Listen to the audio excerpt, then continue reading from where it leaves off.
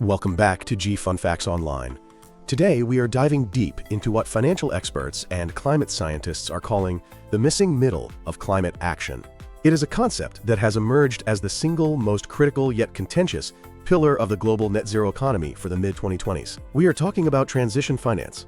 For the last decade, we have heard endless talk about green finance, funding wind farms, solar parks, and electric vehicles. That was the easy part. But as we settle into early 2026, the global market has hit an uncomfortable reality. We cannot simply switch off the old economy overnight. The world runs on steel, cement, shipping, and heavy chemicals. These sectors, often called the brown economy, account for over 75% of global greenhouse gas emissions. If we simply cut off their funding, they do not disappear. They just operate longer without upgrading, often relying on opaque private capital. To actually reach net zero, we have to finance the transformation of these high emitters. That is the realm of transition finance. In this episode, we are going to break down exactly how this market works in 2026, the financial instruments being used, the geopolitical divides, and the massive engineering challenges involved. Let's start by defining the indefinable. For years, the market was binary. You had green assets which were good, and brown assets which were bad. This created green bubbles in tech stocks, while heavy industry starved for capital. But now, we have formally recognized a third category, the amber zone. This is where transition finance operates. It funds entities that are currently high carbon, but have a credible scientifically backed plan to become low carbon. Think of a gas power plant that is replacing a coal plant, or a shipping company retrofitting its vessels to run on methanol. It is not green yet, but it is moving in the right direction. The key phrase here is credible transition plan. Without that plan, it is just funding pollution. So how do you actually finance a steel mill to go green? The financial toolkit has evolved significantly over the last few years. The first major instrument is the Sustainability-Linked Bond, or SLB. Unlike a traditional green bond, where you have to use the money for a specific project, an SLB allows a company to use the funds for anything, but the interest rate on the bond is tied to specific climate targets.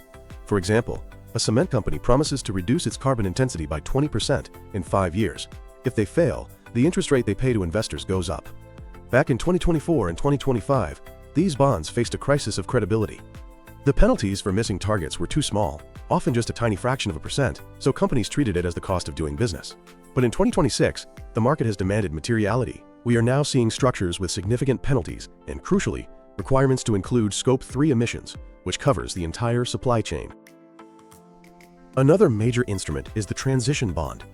Japan has been the absolute leader here. In February 2024, the Japanese government issued the world's first sovereign transition bond, launching a 20 trillion yen roadmap. This gave the instrument legitimacy, proving that you can issue bonds specifically to fund things like blending hydrogen into gas turbines or researching heavy industry decarbonization. Then we have the Managed Phase-Out, or MPO. This is perhaps the most radical instrument. It involves financing the early retirement of fossil fuel assets. Imagine a coal plant in Indonesia that is profitable and technically capable of running for another 30 years. To close it early, you need to pay off the debt holders and compensate the owners. MPO deals use a layer cake of capital, philanthropic grants, cheap loans from development banks, and private equity to buy the plant, shut it down early, and replace its output with renewables. It is incredibly complex, but essential.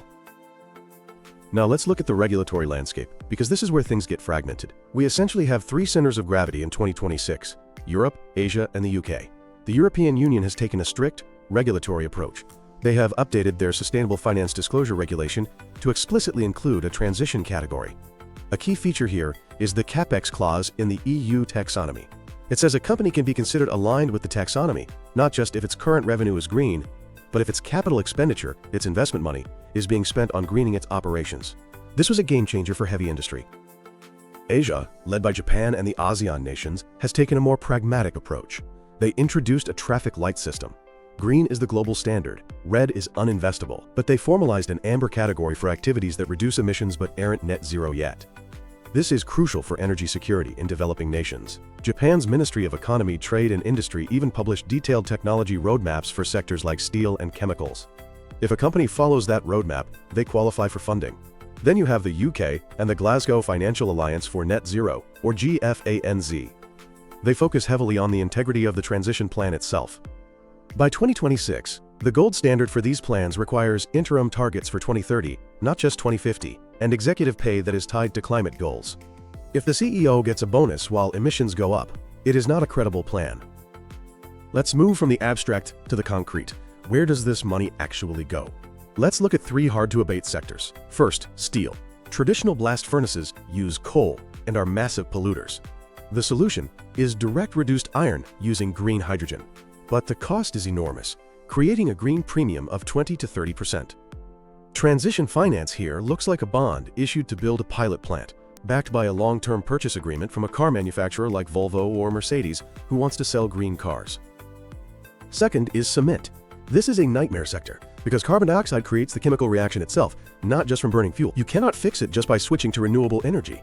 You need carbon capture, utilization, and storage, or CCUS. This technology doubles the cost of cement. Here, we see blended finance, where governments cover the upfront cost of the carbon capture units, and private loans fund the pipelines. Third is shipping. Ships built today will last 25 years, but we do not know if the fuel of the future will be ammonia, methanol, or hydrogen.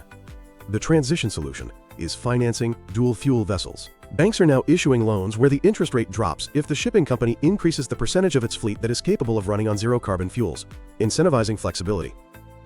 Of course, this entire system faces a massive risk: transition washing. This is when a company takes transition capital but continues business as usual or makes only tiny efficiency improvements to extend the life of a dirty asset. This is the lock-in risk. Financing a gas plant today might reduce emissions compared to coal, but it locks in carbon emissions for decades. To prevent this, strict frameworks now require sunset clauses and technological guarantees that the plant is hydrogen-ready. Data is another battleground. Specifically, Scope 3 emissions. An automaker might look green, but if their steel comes from coal-fired plants, their footprint is huge. By 2026, we are seeing the use of satellite data and blockchain to enforce this. Smart contracts on bonds can now automatically trigger penalties if satellite monitoring detects methane leaks, or if sensors on smokestacks show emissions exceeding the agreed limits. Finally, we must touch on the geopolitics. There is a sharp divide between the global north and the global south. Developing nations like India and Indonesia argue they cannot transition at the same speed as the West without crashing their economies. They are wary of taking on transition loans in US dollars or euros, which can create debt traps if their local currency depreciates. In response, 2026 has seen a rise in local currency transition bonds, backed by guarantees from multilateral banks. There is also a philosophical split between the US and the EU. The US approach, driven by the Inflation Reduction Act, uses carrots, tax credits, and incentives. The EU uses sticks, like the Carbon Border Adjustment Mechanism, which taxes high-carbon imports. Companies operating globally have to navigate both. Looking ahead to 2030, the trends are clear. Voluntary commitments are dying out. Transition plans are becoming mandatory for listed companies in major markets. Litigation is rising, not just from activists, but from investors suing companies for misrepresenting their climate risk. And interestingly, private equity is making a massive play. Public markets are often too squeamish to hold brown assets, so PE firms are raising billions to buy dirty assets cheap, aggressively invest in cleaning them up, and then sell them at a green premium. It is the big arbitrage trade of the late 2020s. Transition finance lacks the moral purity of green finance. It involves compromises, bridge fuels, and difficult conversations, but it is the only mechanism capable of moving the 75% of the economy that isn't yet green. The question is no longer should we fund high emitters, but how do we structure the deal to ensure they stop being high emitters? That is the reality of the missing middle. Thanks for listening to G Fun Facts Online.